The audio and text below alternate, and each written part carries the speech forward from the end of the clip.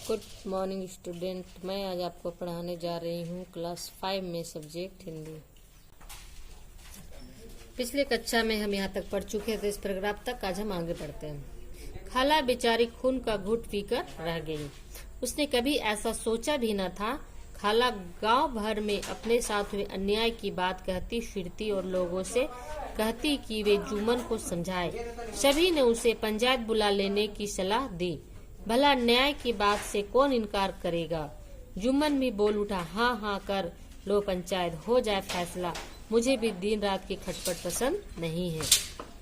जब खाला जुम्मन से कहती है कि मुझे अगर तुम खाना नहीं दे सकते हो तो कम से कम कुछ पैसे दे दो, तो उसे भी देने से जब इनकार कर देता है तो खाला गांव गांव में घूम करके अपने लिए मदद मांगती है और पंचायत बैठाने का फैसला करती है। एक दिन संध्या के समय गांव की चौपाल पर पंचायत बैठी। पंच किसे बनाया जाए, इस बात पर जुम्मन शेख तथा अन्य लोगों में तू मैं हो गई।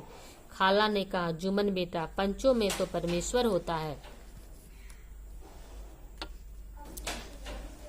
वे तो दूध का दूध और पानी का पानी कर देते हैं। तुम अलगू चौधरी को तो मानते हो, मैं उसी को पंच कबूल करती हूँ। सभा में सन्नाटा छा गया। खाला कहती है वहाँ कि जिसे आप मानोगे, जिसे आप पंच परमेश्वर के लिए कहोगे, मैं उसे ही मान लूंगी। अलगू चौधरी तो इसका मित्र है, अगर इसे ही आप अपना पंच बनाना चाहते तो बनाइए, मैं इसे कबूल करती हूँ। अलगू चौधरी पंच के आसन पर बैठ गया। बूढ़ी खाला ने अपनी कहानी कर सुनाई। पंचों ने जुम्मन शेख से ऐसे प्रश्न पूछे कि वह खिज उठा। उसे अपने सच्चे मित्र से ऐसी आशा न थी। पंचों ने सच्चाई जान ली। अब अलगू ने फैसला सुनाया। खाला को रोटी कपड़े के लिए मासिक खर्च दिया जाना चाहिए। यदि जुम्मन शेख इसे देने से इनकार करे तो जमीन की रजिस्ट्री रद्द समझी जाएगी।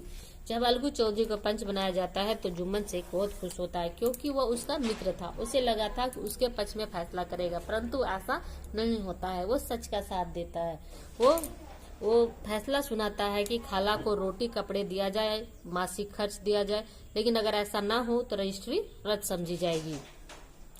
सभी लोगों ने फैसले की प्रशंसा की। इस घटना से अलगू की प्रतिष्ठा तो बढ़ गई, परंतु जुम्मन की दोस्ती दुश्मनी में बदल गई। जुम्मन अब अलगू से बदला लेना चाहता था।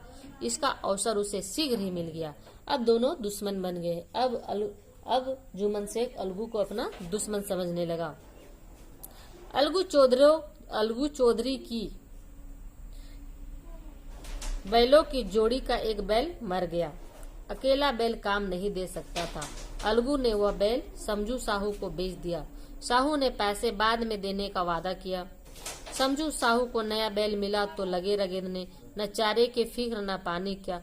वह दिन में 3-3, 4-4 खेप करने लगा। एक दिन साहू ने बैल पर दोगुना बोझ लाद दिया। बैल ने जोर लगाया, पर वह आधे रास्ते में ही धरती पर गिर पड़ा और ऐसा गिरा कि फिर न उठा। अलगू चौधरी के पास 2 बैल थे। एक बैल मर जाता है तो दूसरे को वो बेच देता है।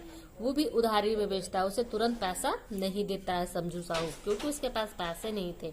वो अगले महीना पैसे देने का वादा करता है, और जब उसे बैल मिलता है समझू साहू को तो उससे बहुत सारा उससे काम लेता है। उसको खाने पीने भी सही से नहीं देता है और उस पर 2 गुना बोझ भी लाद देता है, जिसके वजह से बैल मर जाता है। इस घटना को कई महीने बीत गए। अलगू जब भी साहू से बैल का दाम मांगता तब साहू सहुआइन दोनों झल्लाने लगते और कहते, मुर्दा बैल दिया था, उस पर दाम मांगने चले हैं। बैल मर जाता है, जिसके वजह से उन लोगों पैसा देने से मना कर देते हैं। इस तरह झगड़े होते रहे, पर साहू ने बैल का दाम न चुकाया। लोगों ने साहू को समझाया कि पंचायत कर लो और जो कुछ भी तय हो जाए उसे स्वीकार कर लो। साहू राजी हो गया और अलगू चौधरी ने भी हामी भर ली। पंच चुनने में अलगू ने कह दिया, साहू जिसे चाहे पंच चुन ले, मुझे कोई आपत्ति नहीं होगी। साहू ने जुम्मन शेख को पंच चुना। जुम्मन को भी मन की मुराद पूरी हुई। जुम्मन पंच के आसन पर जा बैठे। रोज रोज जब समझू और अलगू चौधरी में झगड़े होने लगे तो अंततः उन्होंने पंच के पास जाकर फैसला करने का प्रयास किया। समझू साहू ने पंच के लिए जुम्मन शेख को चुना। जुम्मन शेख भी मन ही मन खुश होता है कि आज मैं उसे बदला लूंगा। पंच चुनने से अलगू ने कह दिया, साहू जिसे चाहे। पंच के आसन पर बैठते ही जुम्मन की आत्मा जाग गई। उसे याद आया पंच में तो परमेश्वर होता है। वह भूल गया कि उसे अलगू से बदला लेना है।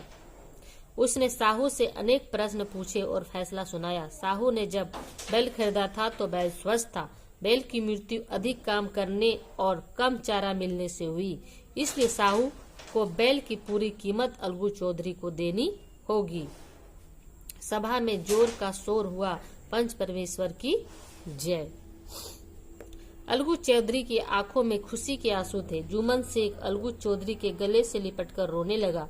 उसके दिल का मैल धुल गया। वह बोला, दोस्त तुम्हारा कोई कसूर नहीं था। पंच के दिल में तो सचमुच परमात्मा ही आ बैठते हैं, इसीलिए वह गलत फैसला नहीं कर पाता है। वो हमेशा सही का साथ देता है। यह पर आपका कुछ अर्थ दिया हुआ है, जैसे गहरी मतलब पक्की, अतिरिक्त मतलब अलावा, सिवाय। इसे आप यहाँ से यहाँ तक कॉपी में नोट करेंगे और इसे आप याद कर लेंगे। Thank you.